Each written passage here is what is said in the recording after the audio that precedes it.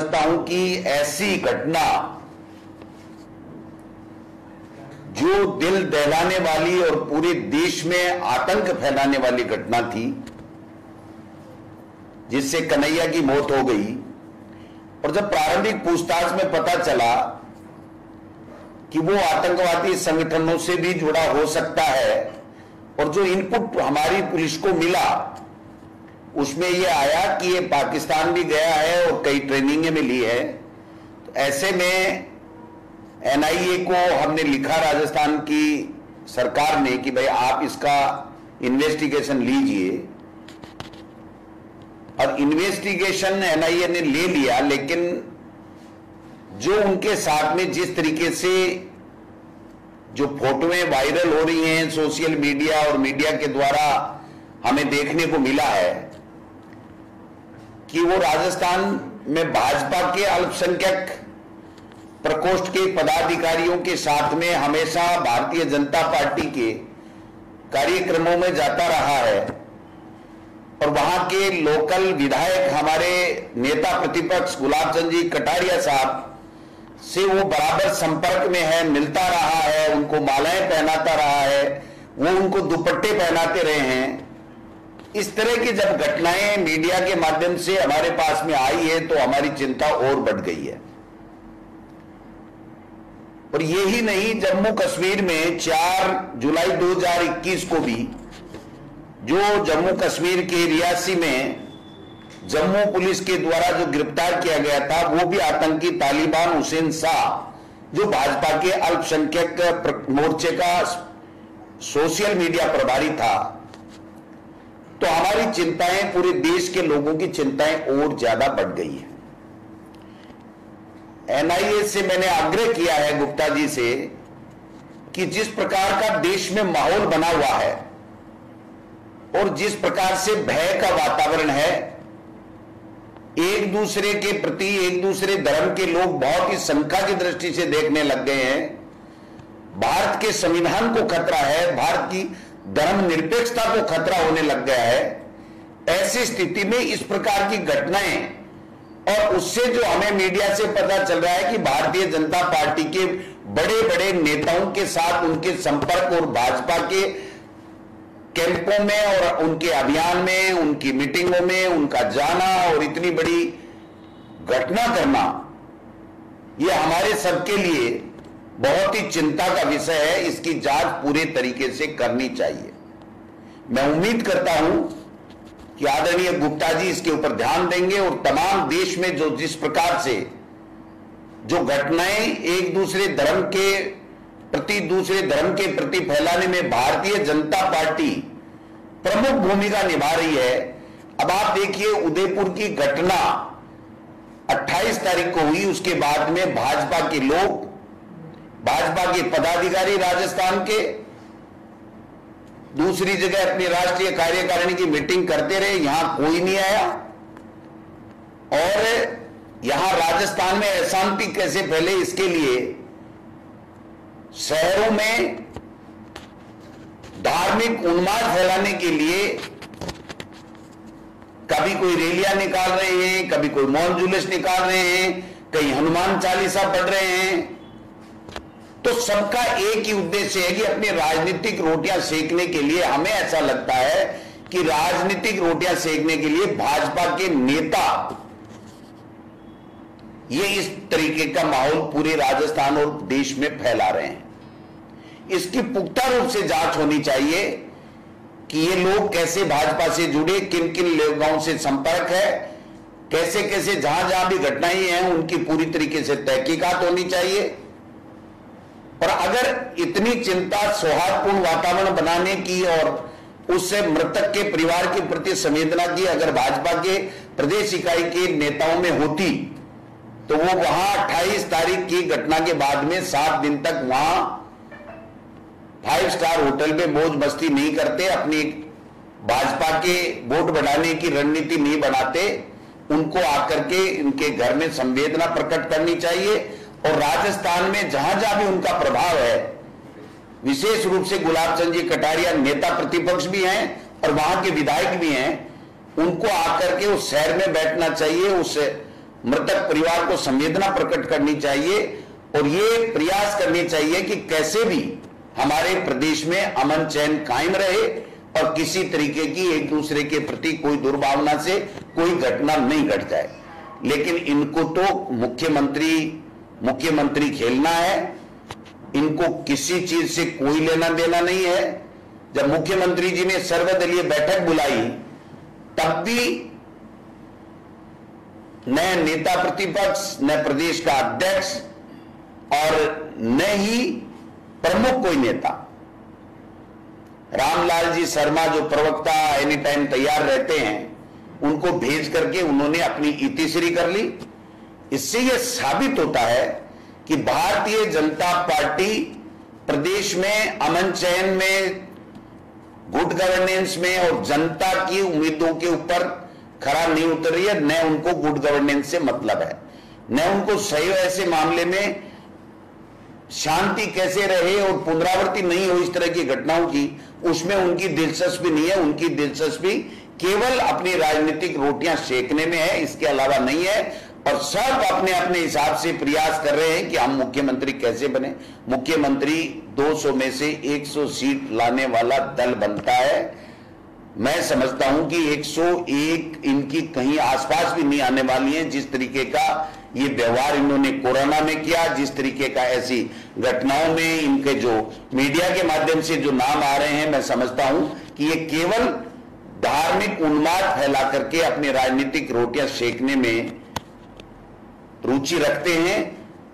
प्रदेश के विकास में या प्रदेश में अमन चैन कैसे रहे, लोगों की समस्याओं का निवारण कैसा हो, उनके दर्द दर्द में कैसे शामिल हो, उनको सांत्वना दे, इसमें इनकी कोई रुचि नहीं है। तो मैं तो आज आग्रह करना चाहूंगा कि इन्होंने जब भी जिस तरीके से काम किया, आप देखिए रीट के मामले में पीसीसी से जाते हुए और पीछे बत्तीलाल चल रहा था, किसी के साथ आ गया, उसको गुलाब चंद जी कटारिया ने जिम्मेदारी के साथ में अपने ट्विटर हैंडल से ट्वीट करके कहा था कि डोटासरा जी के साथ बत्तीलाल पीछे पीछे चल रहा है और कांग्रेस का झंडा हाथ में है, उनको क्या कहना है। आज मैं गुलाब चंद जी कटारिया साहब से पूछना चाहता हूं, और जो उन्होंने स्वीकार किया है अपने वीडियो में, एक संदेश उन्होंने वीडियो में दिया है कि किसी की फोटो मेरे साथ होने से मैं उस घटना का जिम्मेदार या नहीं हो सकता। तो मैं पूछना चाहता हूं कि आपकी कथनी करने में फर्क है। आप जिस दिन बत्तीलाल पीछे पीछे चल रहा था तब तो कांग्रेस के प्रदेश अध्यक्ष और शिक्षा मंत्री को कह रहे थे कि आपने तो रीट में चोरी कर ली, और आज कह रहे हैं कि किसी के साथ फोटो आने से कोई अपराधी नहीं हो जाता, कोई दोषी नहीं हो जाता। बेशर्मी की हद है। इतना बुजुर्ग आदमी, इतने सीनियर राजनीति के आदमी कभी कुछ कहते हैं, कभी कुछ कहते हैं, और जब अपने पे पड़ती है तो दूसरी भाषा होती है, और दूसरे पे गलत आरोप लगाने होते तो दूसरी भाषा होती है। इन 15,000 बच्चों का भविष्य बर्बाद करने वाले भाजपा के ये नेता, जिसमें गुलाब चंद कटारिया जी प्रमुख हैं, अगर किसी ने कोई गड़बड़ी की, उसकी जांच हो रही है। आपने ईडी में भी दे दी, बहुत अच्छा किया, ईडी भी अपनी जांच करे, पर हम तो कहते हैं जो मर्जी है जिससे जांच कराओ, जो दोषी हो वो पकड़ा जाए, उसको सजा मिले। लेकिन इन बच्चों के भविष्य के साथ में आपने जो अन्याय किया है, एक प्रदेश में ऐसा माहौल बना करके, ये आने वाला इतिहास आपको माफ नहीं करेगा। लेकिन कम से कम उस वक्त भी कोई बात नहीं, अब जो हो गया सो हो गया, लेकिन इसमें तो कम से कम आप इस प्रदेश को बख्शो, आप इस तरीके का माहौल बंद बनाओ और आप जिम्मेदारी लो कि हां, हमारे भाजपा अल्पसंख्यक प्रकोष्ठ का ये पदाधिकारी या कार्यकर्ता था, इसने गलती की है, और भविष्य में इस तरह की घटना की पुनरावृत्ति प्रदेश में नहीं हो, देश में नहीं हो, इसके लिए हमारी पार्टी कानून के साथ में खड़ी है। और देश के प्रधानमंत्री जी से यह अपील करवाओ कि कोई भी किसी भी रूप में अगर दोषी पाया जाता है इस तरह की घटना में, तो उसको फांसी की सजा मिले। यह बात आपकी तरफ से होनी चाहिए। आप तो पल्ला झाड़ लिया, मेरी एडिट कर दी होगी, मेरे साथ फोटो हो गई होगी, आपके साथ फोटो हो गई होगी, तो फिर आप जवाब दो, आपने मेरे पे कैसे लांछन लगाया था। हम पे कैसे सवाल उठाए थे एक फोटो आने से? किरोड़ी लाल मीणा जी के साथ भी पत्तीलाल की फोटो थी। तो आपकी कथनी और करनी में फर्क है। इस प्रदेश को बख्शो, आप प्रतिपक्ष में हो, प्रतिपक्ष की भूमिका ढंग से अदा करो और मुख्यमंत्री के मुंगेरी लाल के हसीन सपने मत देखो। ये प्रदेश की जनता आपको अच्छी तरह से जान चुकी है कि आप सब लोग केवल सत्ता कैसे प्राप्त हो इसमें लगे हुए हो। आपको प्रदेश की जनता, उसके लॉ एंड ऑर्डर, उसकी प्रगति, उनका विकास, उनका भाईचारा, उससे कोई लेना देना नहीं है। तो इसलिए मैंने आज चिट्ठी लिखी है गुप्ता जी को और मैं उम्मीद करता हूं कि पूरे देश में जो इस तरह की घटनाएं हैं उसकी एनआईए जांच करे और दूध का दूध पानी का पानी करे, जिससे इस देश में यह पता चले कि ऐसे कौन से लोग हैं जो ये आपका नाम लिया मोहम्मद रियाज अत्तारी जैसे कितने लोग हैं जो इस प्रकार से किसी भी पार्टी से जुड़े हुए होकर के किस तरह की घटनाओं को अंजाम देते हैं। अगर नहीं है तो आप कराइए जी ने नड्डा जी से खंडन कराइए इसका कि नहीं हमारा कोई लेना देना नहीं है। नड्डा जी खंडन नहीं करें, पूनिया जी खंडन नहीं करें और कटारिया जी पहले कहते हैं हाँ हो सकती है फोटो कोई खिंचा दिया जाएगा और उसके बाद में कहते हैं नहीं मेरी फोटो हो सकता है एडिट कर दियो, इसकी जांच करें। कौन करे जांच? एनआईए को आप ही चिट्ठी लिखो मेरी तरीके से जो मैंने चिट्ठी लिखी है प्रदेश कांग्रेस अध्यक्ष के नाते। मैं कटारिया जी को कहूंगा कि आप भी चिट्ठी लिखिए और ये कहिए कि इस तरह की घटनाएं जो जम्मू कश्मीर में हुई है, राजस्थान में हुई है, ऐसी घटनाएं जहां जहां पूरे देश में हुई हैं वहां एनआईए जांच करे और उसके बाद में जो दोषी हैं उनके खिलाफ सख्त से सख्त कार्रवाई करे, जिससे देश में अमन चैन भाईचारा कायम रहे। ये बात मुझे कहने के लिए आपने मौका दिया, मैंने अपनी बात पॉलिटिकल मुद्दा बन गया है। बहुत ही अजीब बात है कि आरसीपी को लेकर के वसुंधरा जी ने प्रोजेक्ट रिपोर्ट भेजी, एनओसी भेजी, देश के प्रधानमंत्री जी ने जयपुर में, अजमेर में तमाम एमएलए बीजेपी के मुख्यमंत्री तत्कालीन वसुंधरा जी का हवाला देते हुए कहा कि इन 13 जिलों के लोगों को पेयजल की और सिंचाई की सुविधा के लिए ये राष्ट्रीय परियोजना जरूरी है। चूंकि आचार संहिता थी तो वो सीधा ये नहीं कह सके मैं घोषणा करता हूं, लेकिन उन्होंने कहा बहुत ही संवेदनशीलता के साथ में हम इसके ऊपर निर्णय करेंगे। हमारे पास में तमाम कागजात आ चुके हैं।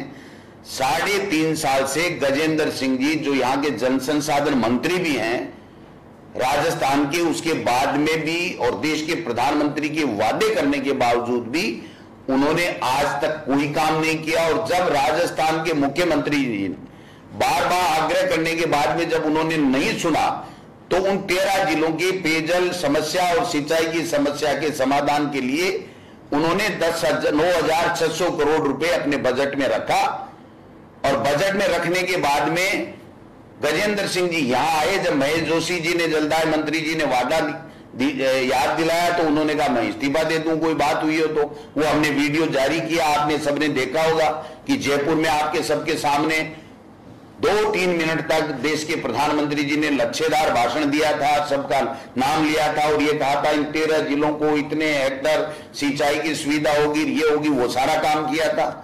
उसके बाद में अब दुर्भाग्य की बात है कि यहां का जल संसाधन मंत्री होते हुए प्रधानमंत्री का वादा करने के बावजूद अभी जो राजस्थान की सरकार अपने पानी के देने के लिए और अपने फंड से 9,600 करोड़ रुपए की बजट घोषणा कर रही है, उसको भी रोकने के लिए जल संसाधन मंत्रालय भारत सरकार से एक चिट्ठी गजेंद्र सिंह जी ने भिजवाई है। होना यह चाहिए था कि गजेंद्र सिंह जी को अपनी भूल सुधार करते हुए इस्तीफा नहीं देने के लिए तो प्रदेश की जनता से माफी मांगनी चाहिए थी। मैं उस टाइम वहां पर नहीं था।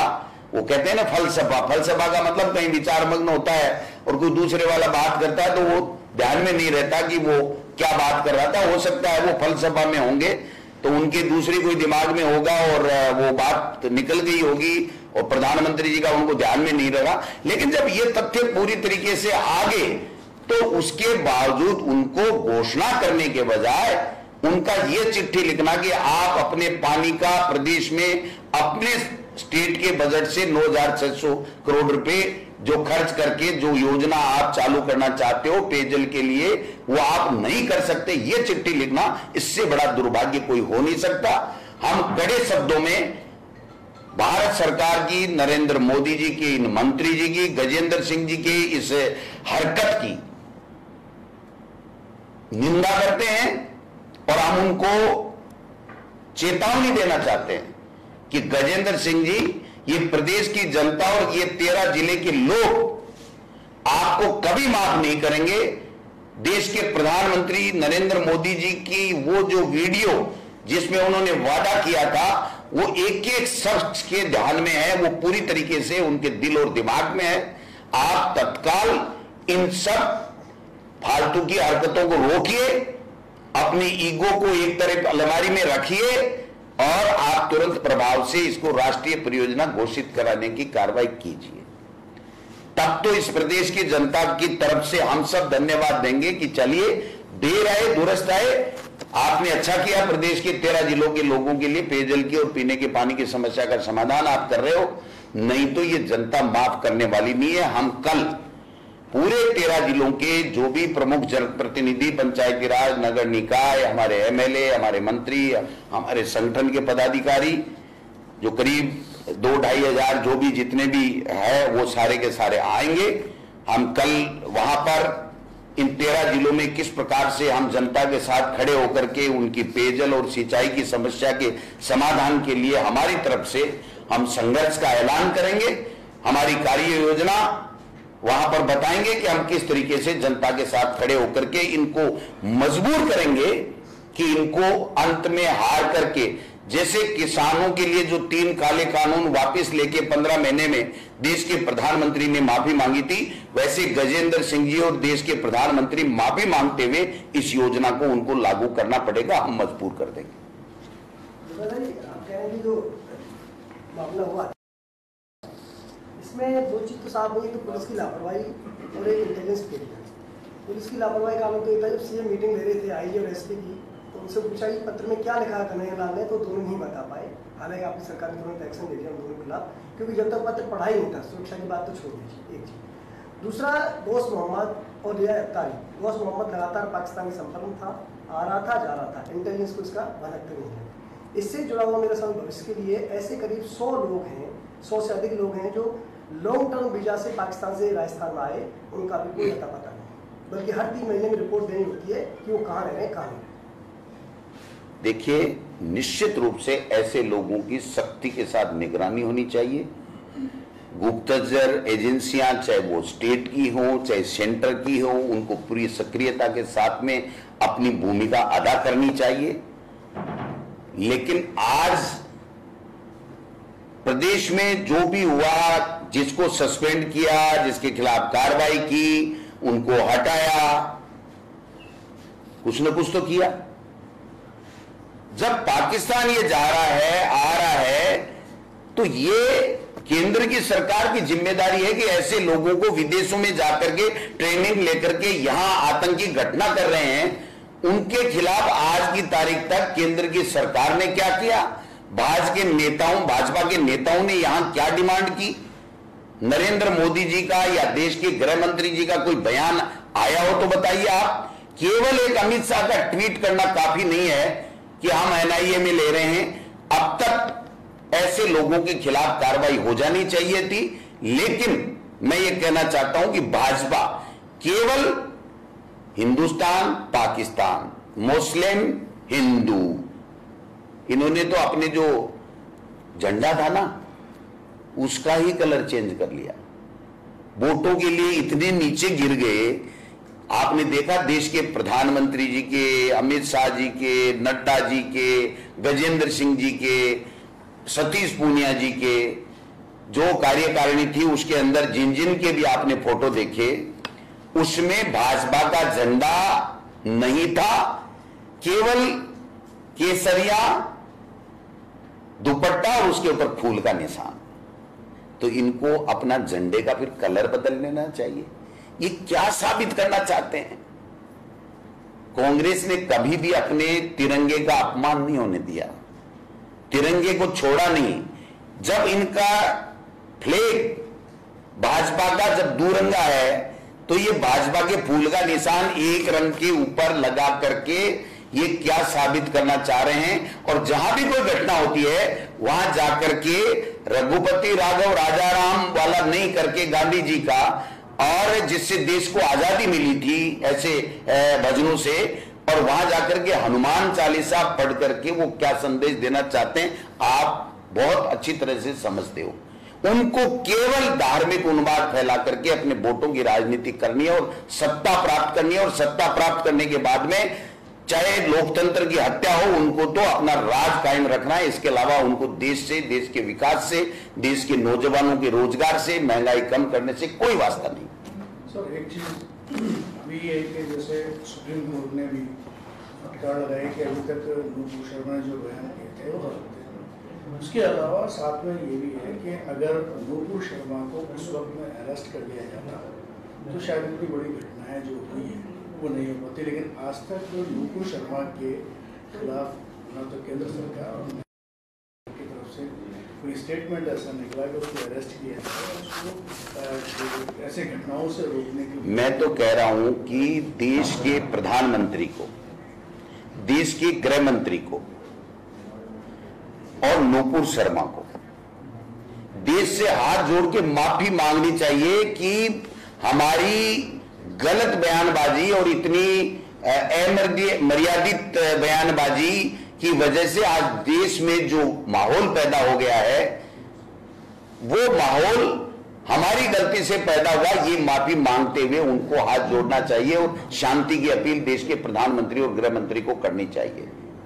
आज भी जब हमने पुलिस के खिलाफ एक्शन लिया तो क्या केंद्र की सरकार को जब पाकिस्तान का इनपुट मिल गया कि ये लोग पाकिस्तान जाकर के या नेपाल जाकर के जहां कहीं भी जाकर के ये प्रशिक्षण लेकर के और इस तरीके की आतंकी घटना कर रहे हैं, तो क्या उनकी तरफ से कोई एक्शन नहीं होना चाहिए था?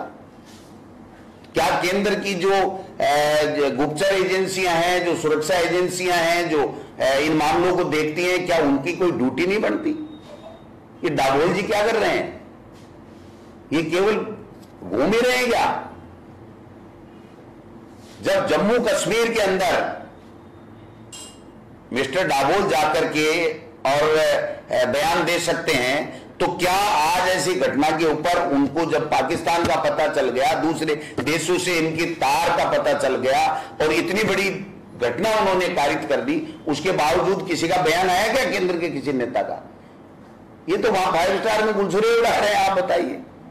और यहां आकर के पहले दिन तो कटारिया जी ये कह रहे हैं कि नहीं हो सकती है, किसी की फोटो मेरे साथ आ गई तो अपराधी थोड़ी हो गया, और दूसरे दिन कह रहे हैं नहीं एडिट हो सकती है, मेरी जांच करा लो। ये जांच जनता कर देगी, 1.25 साल का समय है, इनका पता नहीं चलेगा, क्योंकि इनके जो सही, इनकी जो मैं समझता हूं कि जो नीति है, जिसको मैं सही नहीं मानता लेकिन वो सही उसको मानते हैं कि राज कैसे कायम रहे, चाहे भाई को भाई मार दे लेकिन राज कायम रहना चाहिए, उस नीति का लोगों को पता चल गया है। इसलिए इनको अब राजस्थान में कोई सत्ता नहीं सौंपने वाला है और 2024 में केंद्र में कोई सत्ता नहीं सौंपने वाला। तो आप मानते हैं कि नूपुर शर्मा के बयान की वजह से इतनी बड़ी घटना हुई है, उसके जिम्मेदार नूपुर शर्मा? नूपुर शर्मा के उस बयान से पूरे देश में भाईचारा खत्म होने की ओर है, पूरे देश में अशांति का माहौल है, पूरे देश में भाई को भाई दूसरा भाई शक की दृष्टि से दे रहा है, और भारतीय जनता पार्टी के लोग उनको प्रशय दे रहे हैं, उनको संरक्षण दे रहे हैं, उनको कंडेम नहीं कर रहे हैं उनकी इस हरकत को। यह दुर्भाग्यपूर्ण।